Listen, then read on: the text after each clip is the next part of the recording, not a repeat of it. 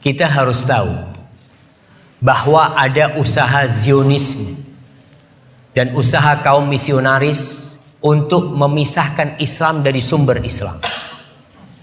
Antum tahu sekarang ada jaringan Islam Nusantara atau Jamaah Islam Nusantara yang mereka ingin memisahkan Islam dari mana? Dari Nabi Muhammad SAW. Nabi Muhammad itu datang bukan sebagai orang Arab. Beliau datang sebagai utusan Rabbul Alamin. Sebagai utusan Allah Subhanahu wa ta'ala. Tugas beliau itu bukan mengarabkan Islam, bukan. Tapi mengislamkan Arab dan mengislamkan dunia. Jadi tugas beliau bukan mengarabkan Islam, tapi mengislamkan Arab. Tatkala Islam sampai ke Mesir, Mesir bukan Arab. Dan Mesir pada waktu itu dikuasai oleh Romawi. Jadi Islam. Kemudian Islam sampai kemana? Ke Spanyol, ke Eropa. Eropa jadi Islam, bukan jadi Arab. Bukan. Jadi Islam.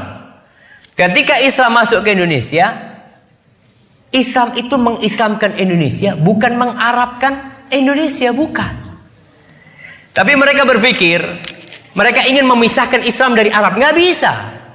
Islam dipisahkan dari Arab, gimana mau dipisahkan? Nabinya orang Arab. Al-Qur'annya bahasa Arab. Apa bisa sholatnya diganti bahasa Indonesia? Karena Islam Nusantara, sholatnya jangan pakai bahasa Arab lah. Kita kan di Indonesia. Jadi Allah Akbarnya diganti Allah Maha Besar. Gimana jemaah? Jadi kalau dikatakan bagaimana masyarakat kita, itu yang terjadi dengan masyarakat kita. Jadi ingin memisahkan Islam dari Islam. Jadi ingin menjadikan Islam itu menjawakan Islam. Jadi Islam dibikin Jawa. Kemarin dimulai dengan membaca Al-Quran pakai lagam Jawa. Jadi Islamnya dijawakan, bukan Islam ini mau mengislamkan Jawa. Karena agama yang diridhai Allah Subhanahu wa ta'ala adalah Islam. Jadi kemanapun kita pergi, kita akan mendapatkan Islam itu satu. Nggak ada Islam Arab, nggak ada Islam Mesir, nggak ada Islam India, nggak ada Islam Eropa, nggak ada Islam Afrika, nggak ada Islam Australia, nggak ada Islam Malaysia. Yang ada Islamnya Nabi Muhammad sallallahu alaihi wasallam. Inna ad-dina 'indallah al-Islam. Islam yang mana? Yang dibawa Rasulullah sallallahu alaihi wasallam. Kalau mau ada nabi baru di Indonesia, sudah berusaha. Kemarin di Indonesia ada nabi namanya Ahmad Musaddiq. Iya. Ngaku jadi Rasulullah, muncul Lia Eden. Muncul orang-orang mau bikin agama baru. Jelas orang menolak, tapi sekarang usahanya dibalik. Bagaimana mengislamkan atau menjawakan Islam? Indonesia ini ada berapa bahasa, saya mau tanya? Ada 300 lebih bahasa di Indonesia.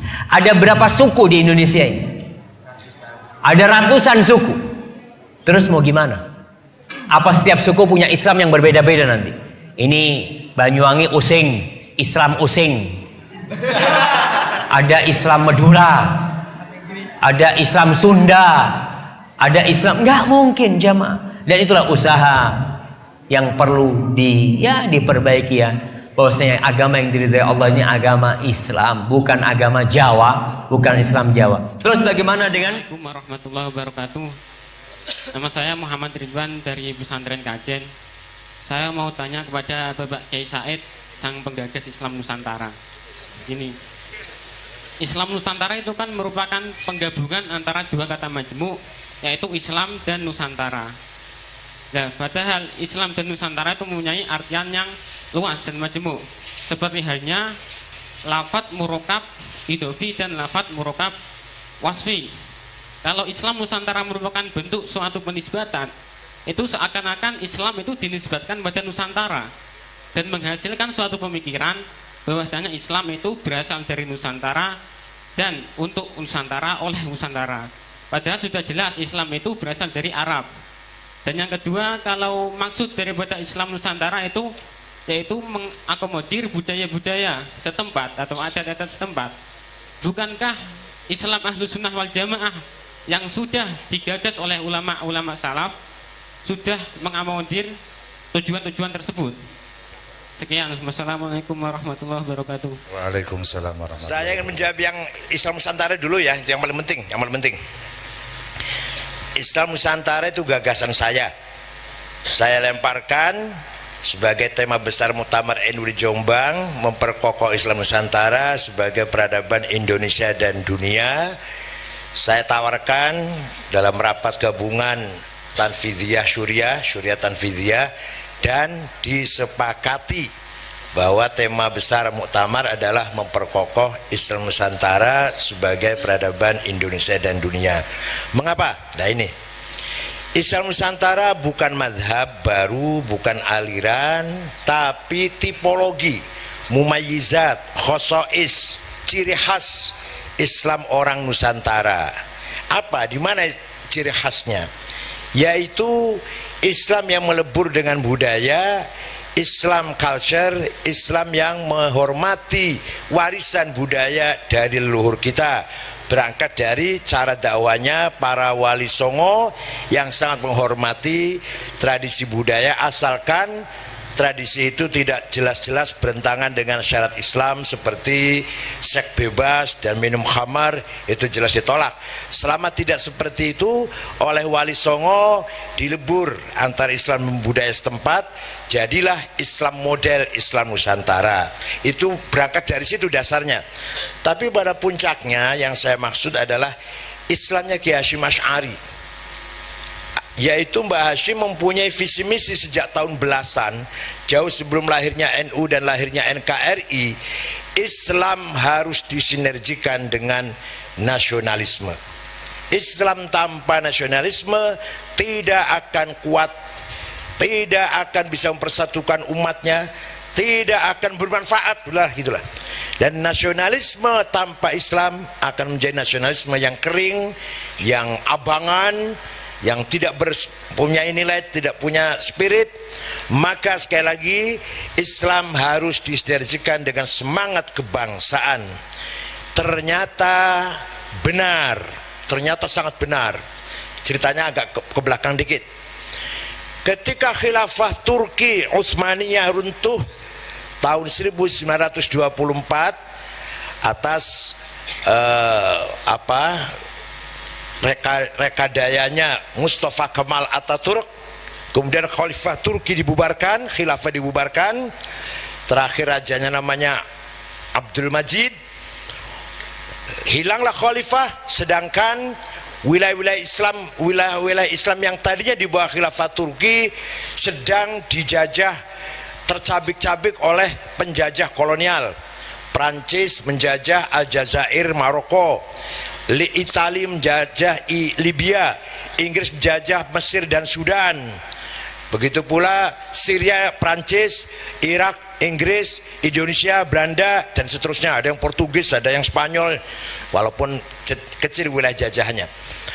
Maka ulama-ulama bergerak melawan penjajah itu dengan idealisme ingin mengembalikan lagi berdirinya khilafah Islamiyah. Muncullah ulama-ulama pejuang-pejuang yang semangat, Izzuddin Al-Qassam, Abdul Qadir Al-Jazairi, Jamaluddin Al-Afghani, dan seterusnya. Itu yang agak kuno. Yang sudah mulai modern, Hasan Banna, Said Qutub, Muhammad Ashmawi, Umar Tilimsani, Said Hawa, Hasan Turabi, Muhammad Ghazali, Yusuf Qaradawi, ya, Zaki Muhandis, itu ulama besar itu yang berjuang melawan penjajah dengan idealisme ingin membangun kembali khilafah Islam. Ternyata gagal. Terus terang saja, gerakan ulama ini gagal. Ada lagi muncul gerakan nasionalisme. Sayangnya tidak ada ulama yang di situ, tidak ada ulamanya. Kenapa? Karena nasionalisme Arab itu dibawa oleh seorang namanya Mitchell Aflaq. Mitchell Aflaq membangun partai namanya Al-Ba'ath, sosialis, demokratis, sekuler.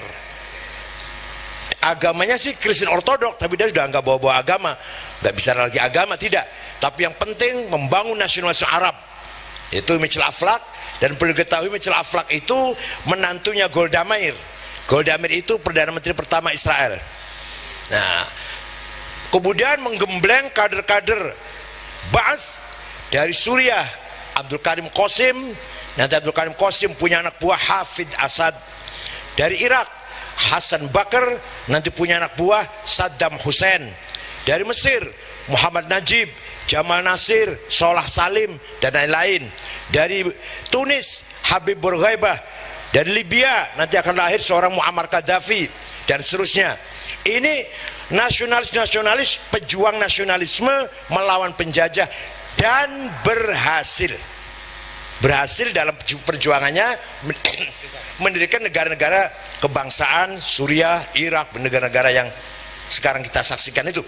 Sayangnya yang nasionalisme tidak ada yang ulama, tidak ada yang aktivitasnya itu agama, yang agama tidak ada yang nasionalis. Di kita alhamdulillah. Dan itu kan ada tuh negara Kuwait, kotor banget, kok Islam banget. Islam itu siapa bilang itu Islam? Siapa sih ngomong? Berdirinya negara Qatar, Bahrain, Kuwait, Saudi, Emirat, itu hadiyatan wasilah wa barakatan syamilah wa rahmatan nazilah. Sekutu itu made in sekutu itu. Bukan dari perjuangan yang berdarah-darah yang sampai gugur sekarang orang, enggak. Itu hadiah dari sekutu. Negara Bahrain itu cuma satu keluarga, penduduknya satu keluarga, yaitu keluarga Al Khalifah. Negara 200.000, negara Qatar 400.000, satu keluarga, keluarga Al Thani. Negara Kuwait 2 keluarga, keluarga Sobah dan keluarga Jabir. Saudi jelas satu keluarga, Al Saud. Emirat 7 keluarga jadi satu, namanya Persatuan Amir-Amir, jadi 7 itu, Ajman, Dubai, Abu Dhabi, Syargah, dan seterusnya. Nah, jadi ini negara-negara yang lahirnya bukan karena semangat nasionalisme dan bukan karena semangat agama. Karena apa tadi?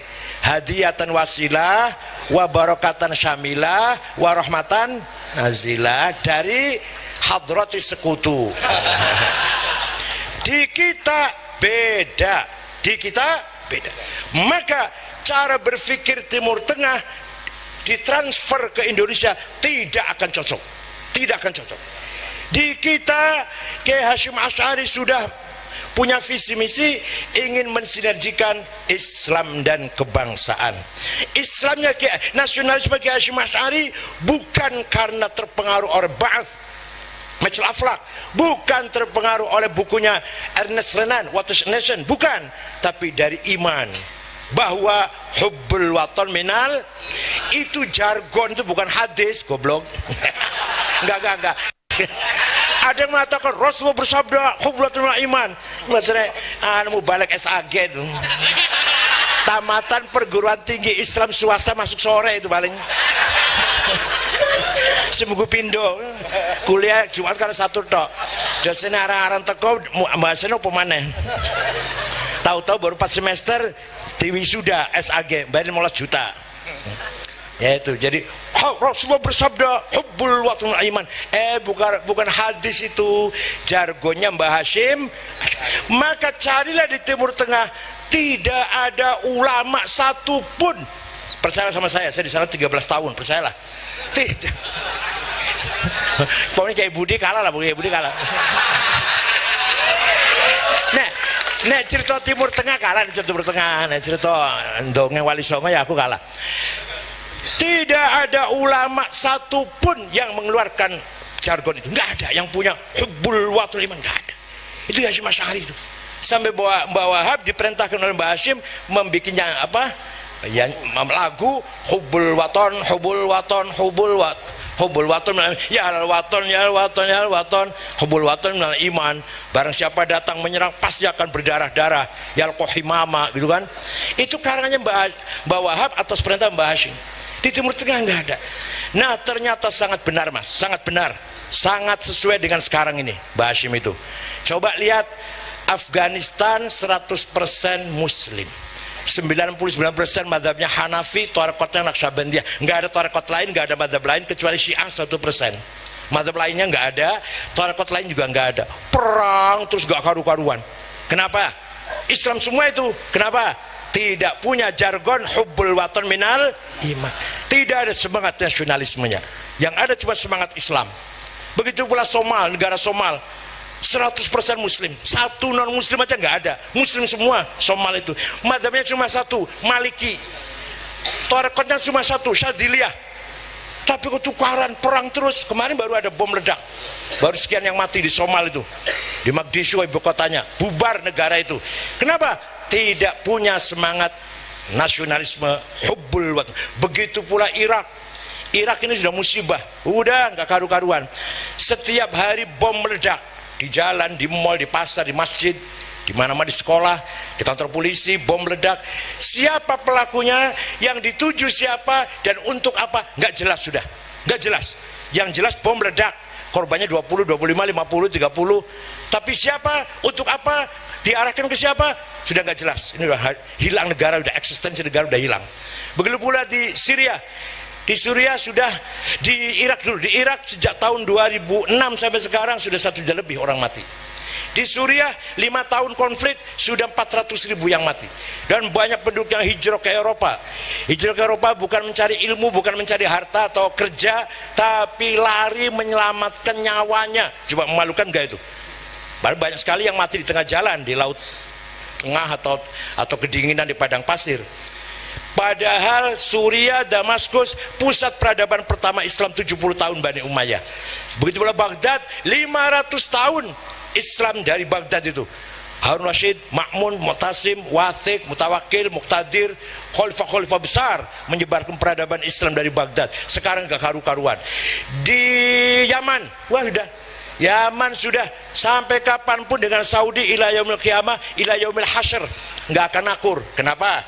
Karena ada kota Yaman yang dimasukkan dalam ke Saudi. Taif, Abha, Baha, Najron. Paling namanya kota Najron sejak zaman Ratu Bilqis Yaman. Sejak sampai ada Quran yang mengabadikan kejadian orang Kristen dibakar di Najron. Itu di Quran ada. Qutil ashabul ukhdudin nari dzatil waqud idhum 'alaiha qu'ud wa ma'ala ma yaf'alu bil mu'minina syuhud. Orang Kristen dibakar hidup-hidup, dimasukkan ke parit oleh penguasanya namanya Dzunwas. Kemudian nanti ada Kristen dari Ethiopia balas dendam ke Dzunwas. Dzunwas dibunuh, kalah, berdirilah negara Kristen di Najron. Rajanya namanya Aryat. Aryat nanti mati, diganti oleh Abroha. Abroha nanti memimpin pasukan gajah, ingin menghancurkan Mudeng. Mau sejarah Mudeng, mau sejarah Mudeng ya, Mudeng. Nah, Najron itu sejak zaman itu Yaman. Taif sejak zaman Ratu Bilqis Yaman. Lah sekarang oleh Amerika diberikan kepada Saudi. Sampai kiamat gak akan akur itu, sampai kiamat. Jangan harap akan selesai. Suriah jangan harap akan selesai. Irak jangan harap 10 tahun lagi selesai. Afghanistan bubar, Somal bubar, Libya perang terus antara Tarabulus dan Tripoli dan Benghazi. Ketambahan ada ISIS. Ya Allah, ISIS ini pendirinya pemuda usia 22 tahun, namanya Mus'ab Zarqawi, warga negara Jordan, hidup di Tel Aviv, bertato anaknya ini. Nah, Ibrahim bin Awad bin Ibrahim al-Badri, yang aku namanya Abu Bakar al-Baghdadi, yang arlojinya harga 4 miliar. Namanya apa namanya? Patek. Bukan, Patek. Patek. Ya. Itu perwakilan Al-Qaeda di Baghdad. Setelah Usama bin Laden terbunuh, Al-Qaeda redup. Al-Baghdadi merebut ISIS, mengatasnamakan ISIS, mendapat barokah dari Amerika karena berpusat di kota Mosul. Di kota Mosul itu adalah bisa menghalangi jalur Iran ke Suriah. Jadi kalau tentara Iran ingin membantu Suriah, perang Suriah terhalang oleh ISIS di kota Mosul itu, maka didukung oleh Amerika pertama kali berdirinya. Jadilah ISIS seperti sekarang ini. Seperti ISIS yang ngebom kota Paris, itu namanya Abdus Salam, turunan Maroko, warga negara Belgia. Itu di Belgia dia punya warung minuman keras, punya apa, kafe minuman keras itu, padahal jihad fisabilillah, padahal apalagi yang di Tamrin Fisabilillah jadi fisabil tamrin, jadi jalan tamrin jadi. Jadi itulah Islam Arab. Itu Islam Arab itu. Itulah budaya Arab. Itulah karakter orang Arab. Sekarang habis sudah. Mohon maaf Habib, mohon maaf. Ini Arab ini. Sekarang udah habis, sudah nggak ada eksistensinya, nggak ada gengsinya, nggak ada martabatnya bangsa Arab. Arab ada teroris, itu udah menjadi slogan di dunia ini. Tinggal satu, Islam yang masih beradab, Islam yang masih berbudaya, berakhlak, Islam Indonesia, yaitu Nahdlatul Ulama. Maka tema Islam Nusantara sangat menarik, tidak hanya oleh dunia Islam. Semua pada SMS selesai muktamar, SMS 4 orang. Menteri Awqaf Maroko, Dr. Taufik Al-Baghduri, Menteri Awqaf Sudan, Abdullah Abdul Hay, Mufti Ankara, Said Bajuan, tokoh dari Afghanistan, selamat atas tema Islam Nusantara. Yang menarik lagi, adik iparnya Tony Blair, namanya Lauren Brut. Saya udah tua, saya udah tua, padahal waktu muda agak cantik barangkali. Datang ke PBNU 1 jam lebih ingin paham NU itu apa, Islam Nusantara itu apa. Itu adik iparnya mantan Perdana Menteri Inggris Tony Blair, adik istrinya namanya Lauren Brut. Kemudian banyak lagi tamu dubes-dubes yang datang kantor NU ingin tahu, ingin mengenal, ingin paham apa itu Islam Nusantara. Wali Kota Jakarta Pusat orang Kristen, namanya Pardede lah, nama awalnya lupa, Pardede, ngundang orang-orang Kristen, saya suruh ngomong apa itu Islam Nusantara di kantor Wali Kota Jakarta Pusat. Walhasil Islam Nusantara sebagai benteng Islam dari sebelah timur, peradaban Islam, budaya Islam dari benteng sebelah timur, dan di tengah-tengah era globalisasi kita masih punya kapital yang sangat besar, yang sangat berharga, yaitu semangat Islam yang beradab, berbudaya, Islam Nusantara, Islam yang mencintai tanah air. Maka dengan semangat Islam Nusantara, mari kita jaga keutuhan NKRI, mari kita jaga kedaulatan budaya, kedaulatan hukum, kedaulatan politik, mari kita jaga kekayaan laut, kekayaan hutan, kekayaan tambang mineral. Dengan semangat Islam Nusantara kita jaga kekayaan tanah air kita. Gitu loh, Masya Allah, luar biasa. Ya, jadi itulah Islam Nusantara, Mas. Bukan nggak daging tarkib sifat tarkib terus ngoten lah. Islam Nusantara itu Islam yang berbudaya. Kalau dongeng budaya nanti walhasil selama ini diceramakan melalui Kiai Budi, semua itu Islam Nusantara. Ini diceramakan oleh Kiai Budi dengan wangsalan-wangsalan, dengan apa? Wangsalan, pantun-pantun, Jawa-Jawa itu berangkat dari situ. Puncaknya adalah Islam dan Watoniyah menjadi satu. Itu hanya di Indonesia dan hanya Nahdlatul Ulama yang paling jelas lah, yang paling jelas.